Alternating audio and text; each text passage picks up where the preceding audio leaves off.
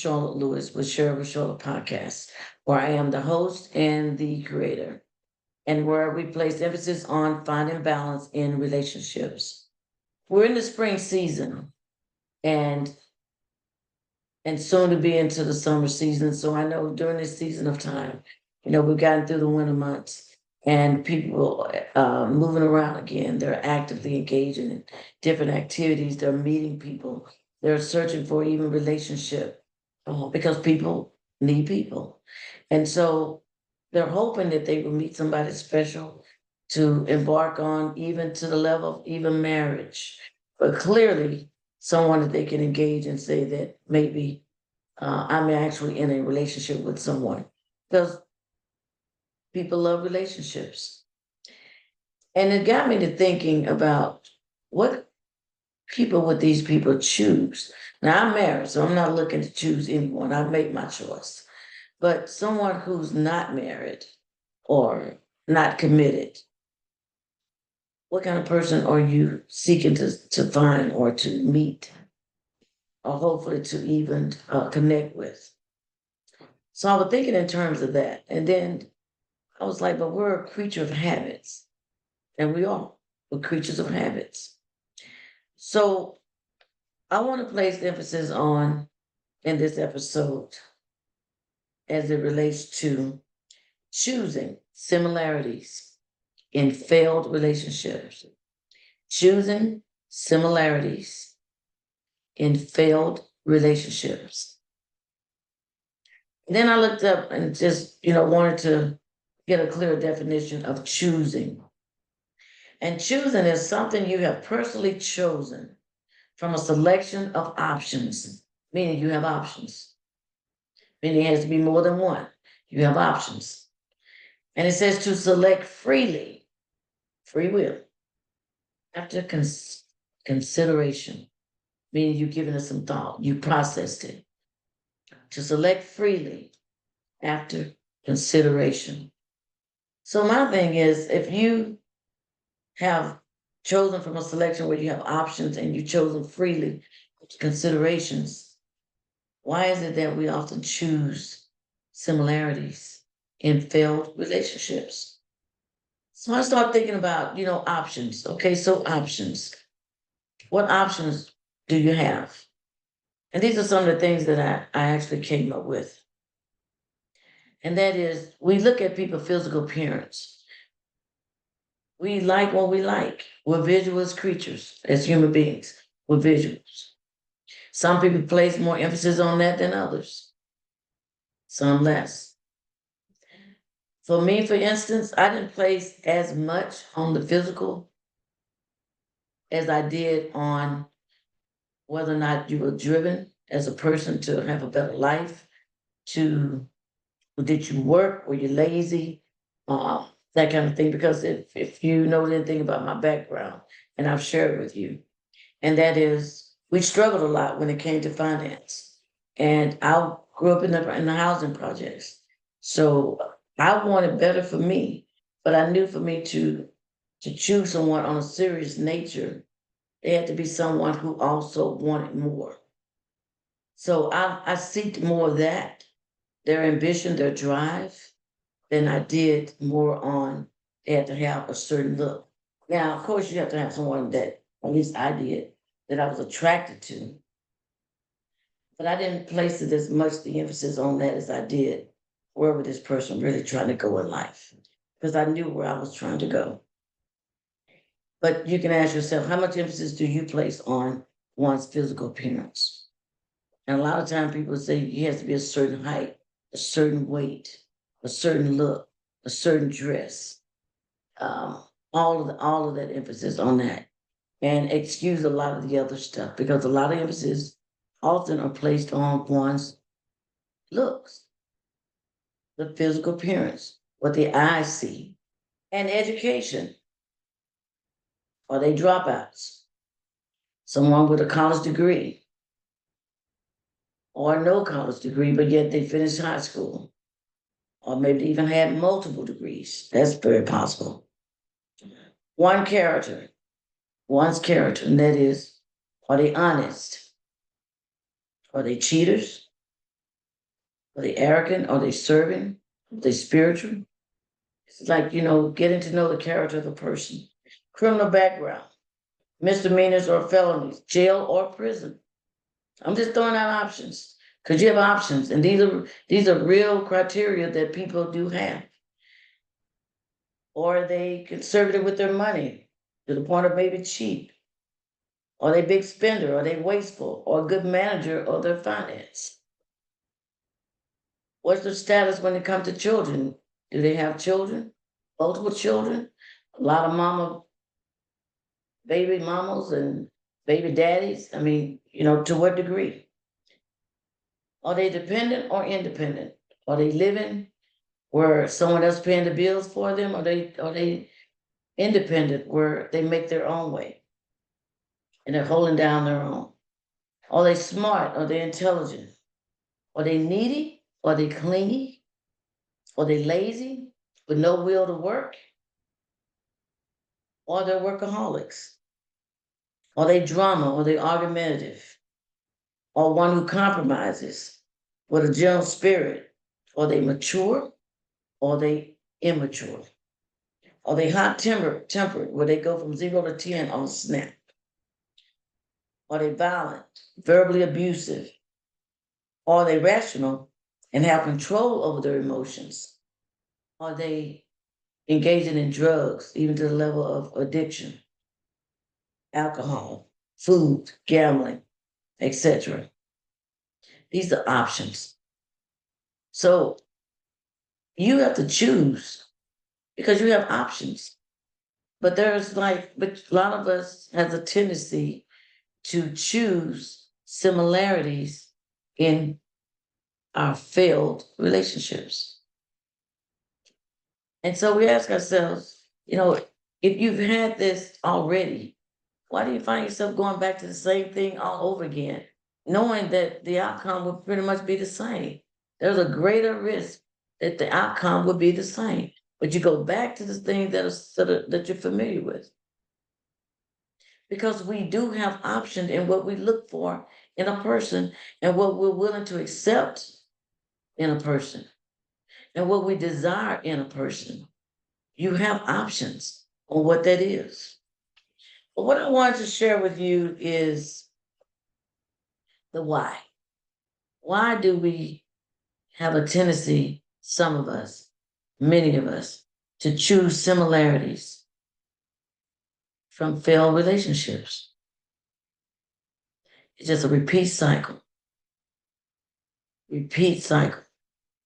And the one again is because of the familiarity of it. Why are you familiar with it? A lot of times you got to go back to your childhood. If your life there was dysfunctional, a lot of times you look for someone else that's dysfunctional because that's your comfort level. That's a place of comfort for you.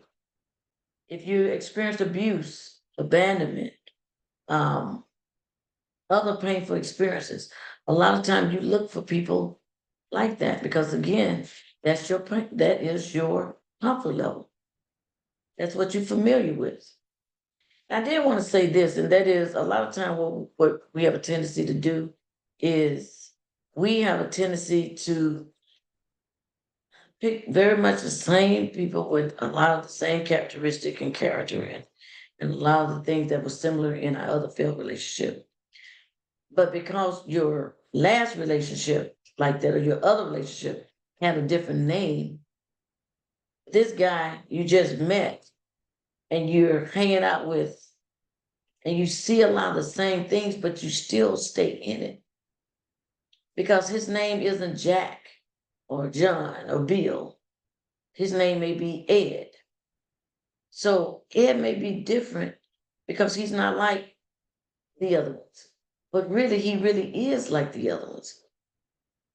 He's just a different person with a different name, but the same similarities that you have a tendency to somehow connect with, where you find more of your comfort. And so that familiarity for you, you find yourself where, again, you're in the same situation,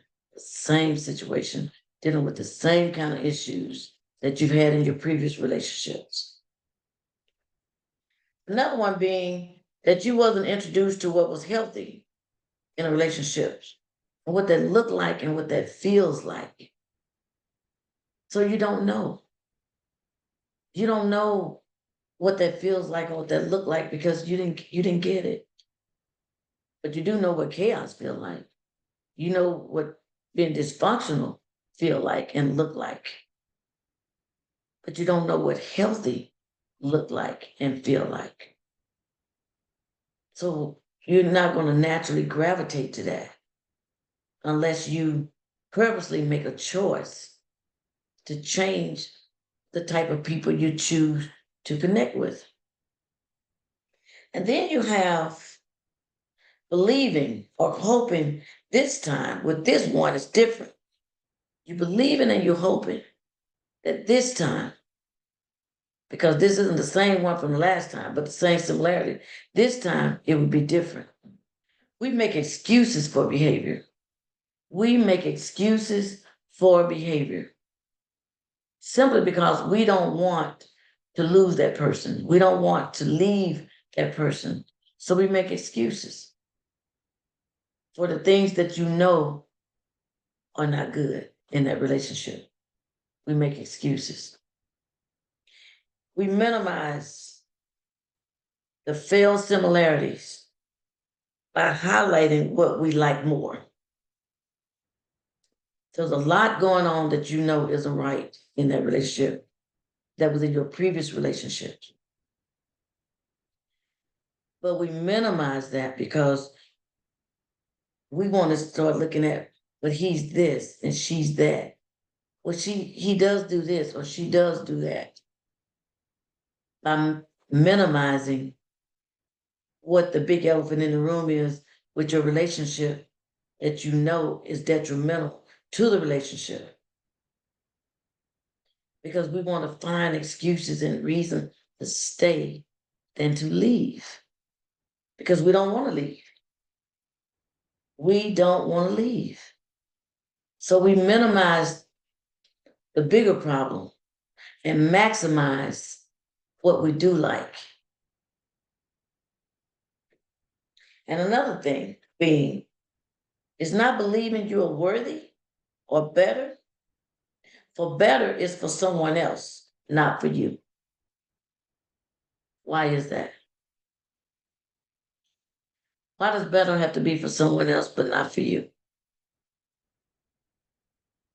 Other people get better. You see that. They have the better relationship. They have the better man or the better woman. But you're not entitled to that. Somehow you convince yourself because of maybe the number of failed relationships along the way that it's just not going to happen to me. It's not for me, but it's for someone else. So I have to settle for what I'm given because I don't see me being better than this or having better than this.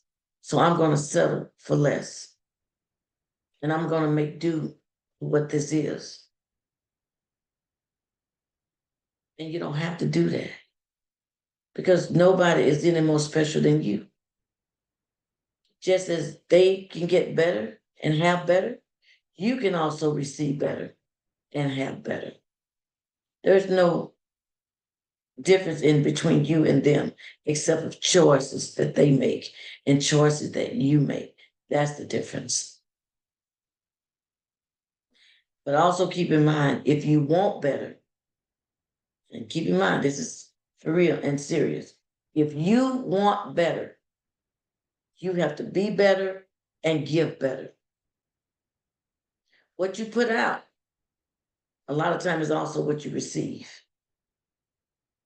The person that you want to become has to be better if you want to attract better. But if you're chaotic and you're dysfunctional and your character's out of sync and your mouth is foul and your behavior is chaotic, you're not going to attract those kind of men who are not all of that.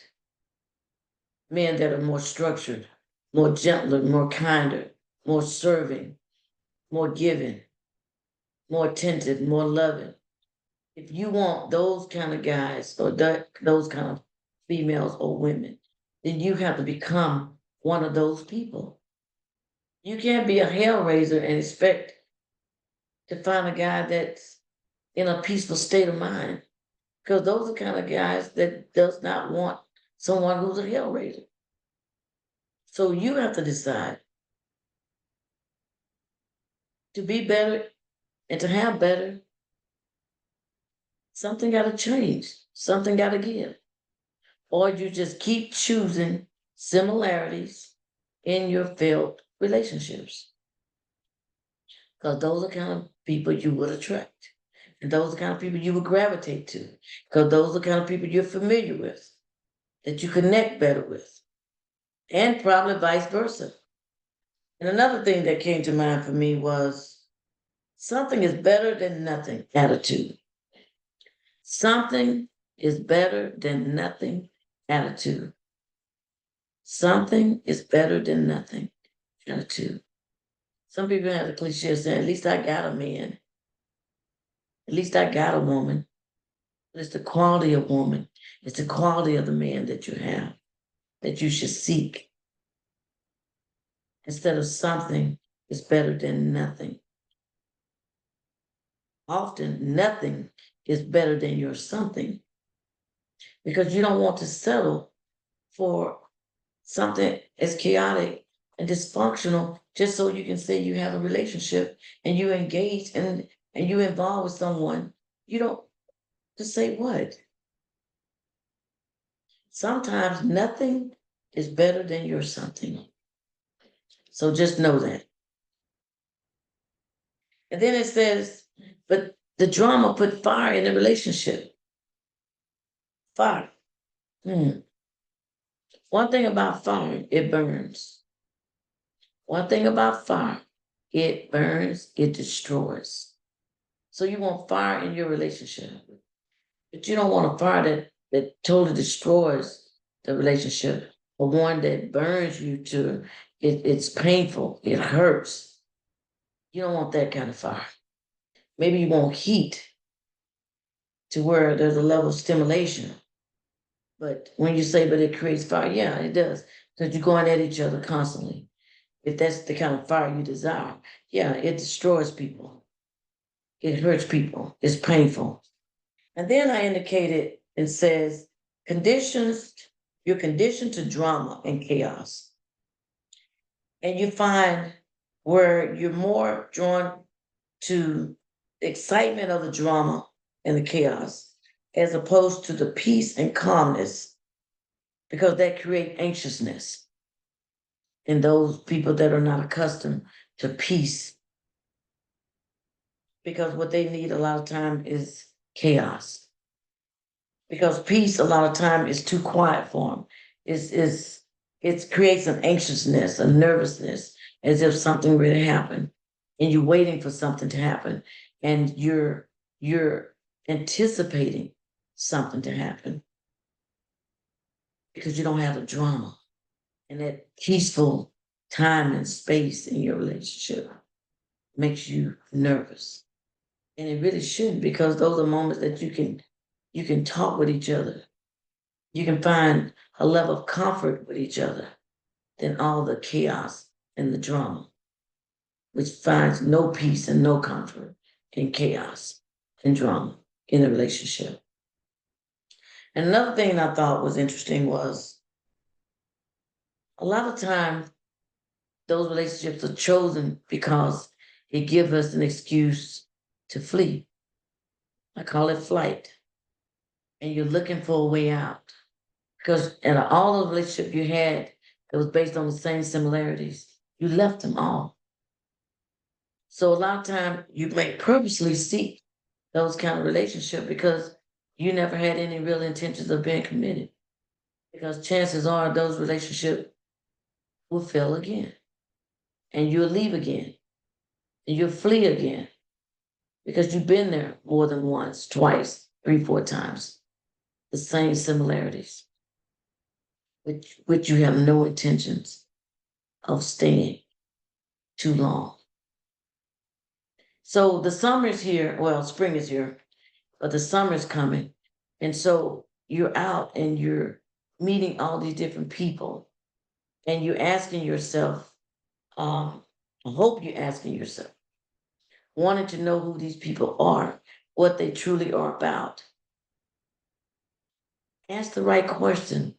Keep your eyes, your ears open. Take notice. If you won't change in your relationship so that you don't continuously choose similarities in past failures of relationships, then you need to start with yourself. You need to start with you. Do a self analysis of you and you decide what are things that I can change so where I can be better. What was in my last relationship that I know that I do not want to bring into another new relationship? What am I needing from someone to make me feel loved, connected, appreciated? Where how much attention do I need from that individual? How much attention am I willing to give? Because you can't just need the attention or need the love. You got to also be willing to give it. What is it about you that you can work on within yourself to be better? And what do you do when you start seeing the same similarities in failed relationships? What do you do this time? If you have had that on multiple times, that means you made bad choices. So what do you do this time differently than you didn't do the other time? She's cute, she's fine. He's cute, he's fine. He's saying all the right words, but you're picking up on those signals and those and signs that you already know. Because your eyes and your ears are open and you have the intuition. Women have it. Men, be observant. Ask questions. If there's a flag, if there's something that you know that you don't want to handle or deal with, recognize it for what it is. Call it out. And then take the time to you to even write down the things that you have not liked about your previous relationship. Write it down. Write it down. But also write down what did you do to contribute to it. Write it down.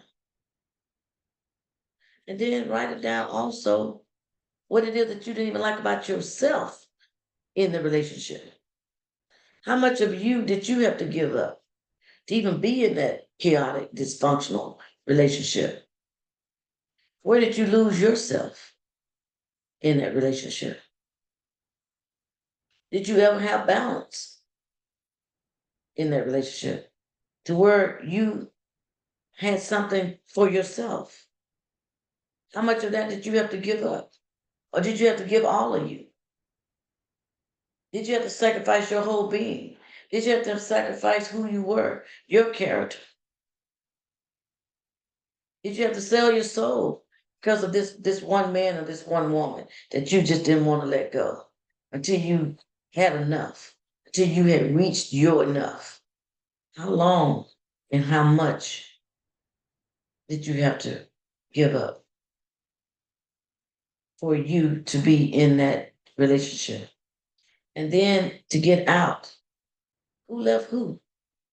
Because you could have been in a dysfunctional relationship, chaotic relationship, and you the one still willing to stay. That's very possible. Sometimes the one who create the most chaos leaves you. So I'm saying to you is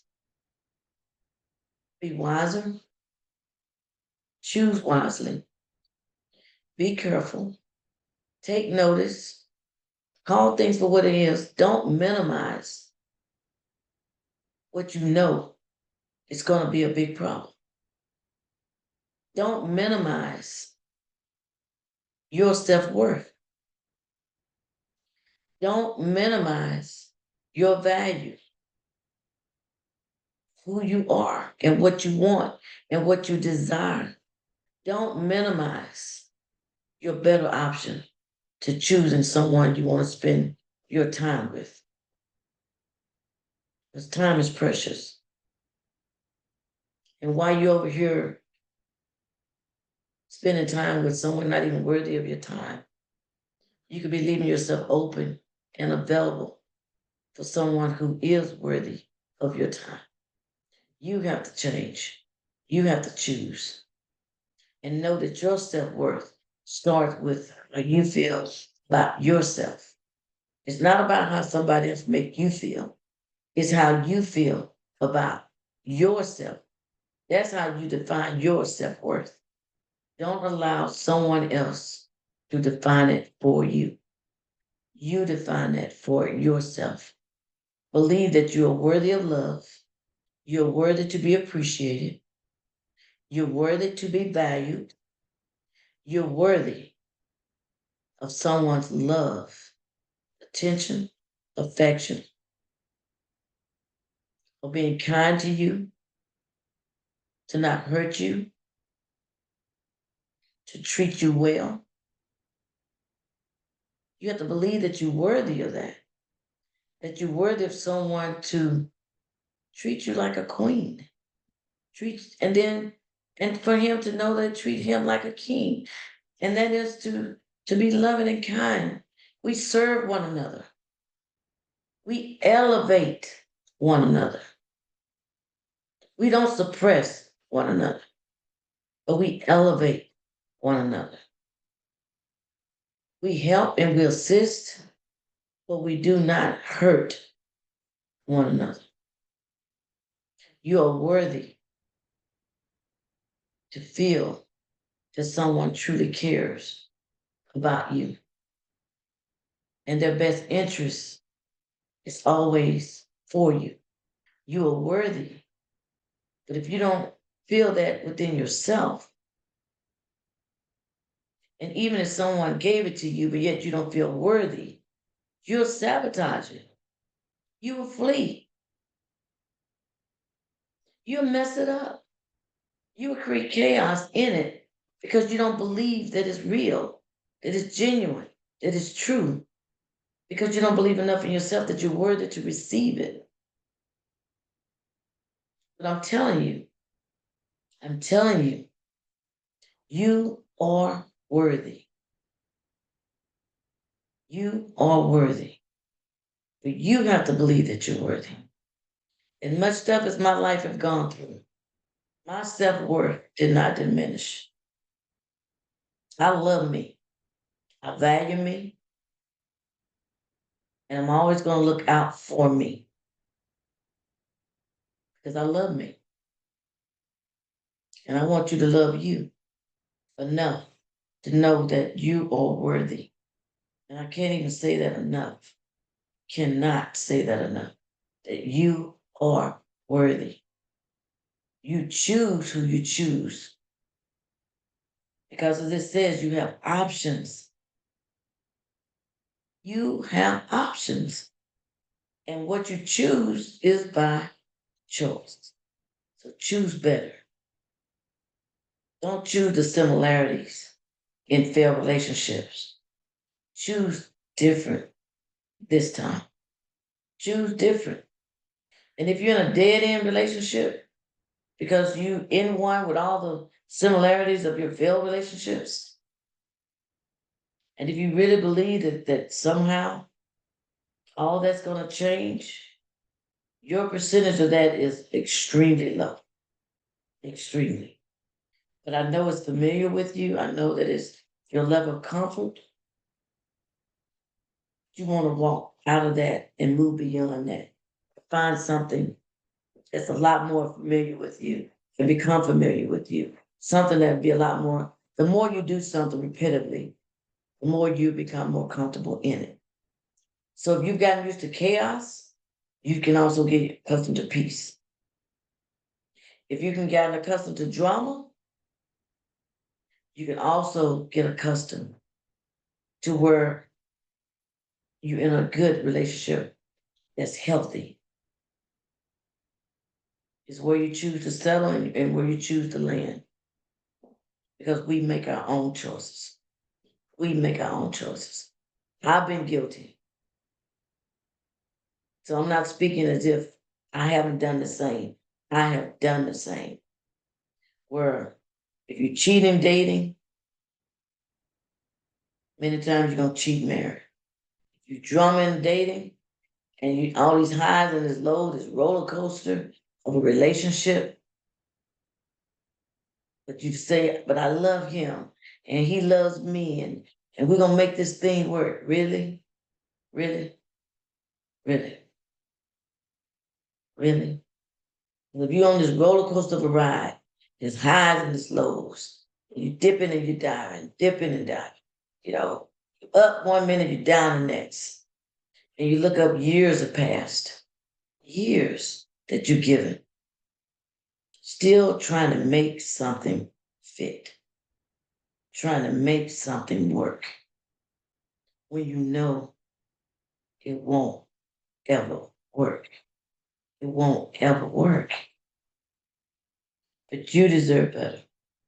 He deserved better. She deserved better. You both deserve better. Starting over does not mean failure. Starting over may be your whole beginning of where you're trying to go next. It's going to be far better than what you left. Starting over does not mean that you failed in anything. It takes courage for people a lot of times to leave. It takes courage sometimes to walk away. But if you know your relationship is crazy, chaotic, crazy, you're not married to this person. Because I always believe in marriage, you're going to go through a lot more when you're married to somebody. But I'm speaking so much on the ones who are meeting someone new. Choose better. Choose different than the similarities of your failed relationship. Be more vigilant in your choices that you make because you can do better. And therefore, you can be better and you can have better. And remember, sometimes nothing is better than your something. And all you get is chaos. And you get where things are just so dysfunctional, so chaotic. Your nothing in that moment is better than yourself. So as you go through this, the spring season and you dive into the summer season, and as you're out there meeting and greeting and engaging in all these activities and looking around and hoping you meet somebody, and chances are, many of you will, just choose wisely and not choose similarities, failed relationships. Thank you. I hope this episode of choosing similarities from failed relationships, I hope it's brought some insight to where you can do a self-analysis as to where you are, what you're looking for, what you hope this time to choose more wisely. I hope it's giving you patience to wait for better, to be encouraged that there's someone else for you, someone that doesn't have all the baggage that you left in your previous relationship. I hope that it allows you to see your self-worth, that you're worthy, and it starts with how you love yourself first, before anyone can love you, and for you to trust the love that someone willing to give you, you have to also love yourself.